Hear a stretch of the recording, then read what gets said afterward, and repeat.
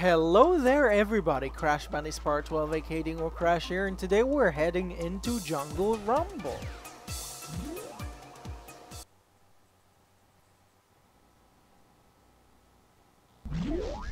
Crash Bandicoot, you've got some nerve setting foot into my domain without an invitation.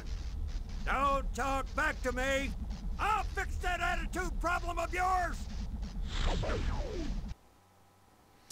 That was quite interesting. Now I know that this the voice actor for this character voiced also another character somewhere. I just don't remember who. But pretty much we're back to with a new part of Wrath of Cortex, which as some of you know, my internet connection went down for like 2 days, and pretty much I had no way of uploading, so I pretty much, you know, had to wait till today, which is Friday, to get my internet connection fixed. Now back to this game. So pretty much, as you can see, this stage, what I really didn't like about this stage is like they put so much effort on, like, let's say this, but like when it comes to the trees, it looks like it's Super Mario 64. Why does it look like plastered textures? That's one thing like that I did not like about this stage. It looks so beautiful, but like why just make the freaking rest of the stage look like crap? It's one thing that kind of really made me mad. Now, excuse me. This stage also brings a new kind of stage into you know, onto the table of the Crash Bandicoot series. Pretty much what's gonna happen with this stage is that we are gonna have a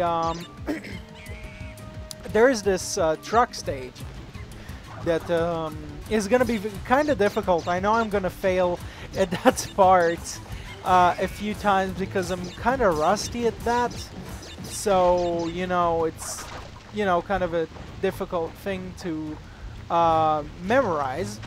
Now also I consider this one of the hardest stages in the game, and if there's one thing I never understood is why whenever you go to this part, why is it the camera like changes in a way, and why didn't they create some kind of a pathway from this area?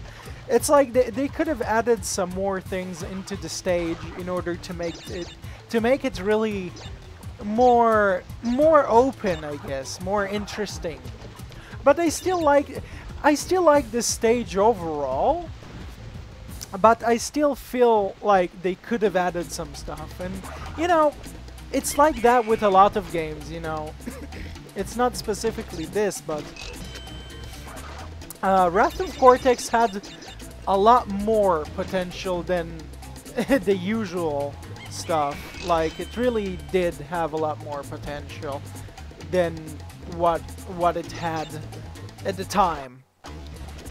And I wish that the company who created the game would have, you know, continued working on the game, but you know, that's how it was, and there's nothing that can be done about it now. Even though if it was created, you know, this day,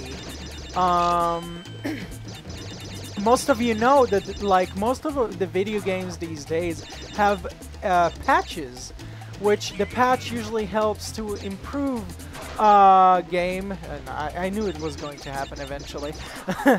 But yeah, the patches of games usually tend to help the game performance and stuff like that, and you know, they could have done something like that in a video game like this, but of course if it was released on the 360, which I think it was released on the original Xbox, if I remember correctly. Now, I don't exactly remember which console had the best graphics for... Oh, shit. I heard Aku Aku's like, wow! Like it freaking Aku Aku just got squished. I forgot that you had to press the circle button in order to boost up. So yeah, technically in order to boost up in the stage, you have to press the circle button, and and if you're not doing that, you're pretty much gonna get demolished. But that's the charm of Wrath of Cortex. It's that's just the way it is. Da-da-dum, da-da-dum, da-da-dum. Wait, what? Now this stage is kind of split into two parts. I really hope that I'm gonna do this well, which I already fucked up. So I'm gonna die, because pretty much you have to collect all of the boxes, and I wonder if there is somebody like a Let's Player that managed to do this on their first go, but I really doubt that happened. But you know, there are some pro Let's Players. Like, well, it really depends. Like with some games, you'd be good at, some games you'd be shit at. So you know, sometimes I'd be shit with some of the games, but you know, it's still challenging in a way. This game in general gave a lot of challenge, and it's something that I really liked about Wrath of Cortex. But overall, I still dislike this game because it had a lot of things that could have been improved, like certain mechanics in the game and a whole lot of other things. Alright, let's exit the stage since we're done with it. Gladly we're done with this stage, so we don't have to worry about anything else. So pretty much we've got a crystal and a gem. Now the next part is gonna be a little bit difficult. Well, not really. The seashell shenanigans stage. I'm gonna tell you now, that stage is gonna have some graphical problems.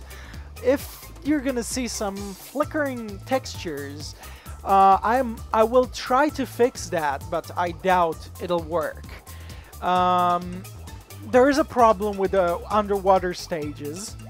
But I will try to work on fixing those so we won't have any problems with the graphics.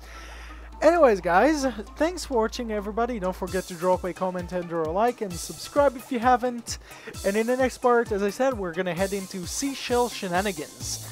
So I really hope you guys enjoyed this part. There's a lot more to discuss regarding this game, and so far, even though I really dislike this game, I'm really actually having a lot of fun with this Let's Play, because there is a whole lot of things to talk about, a lot of things to point out, which usually in Crash Bash that does not happen. Usually Crash Bash, you know, it's a Let's Play for fun. But either way, enough talking. We shall see you in the next part, so goodbye.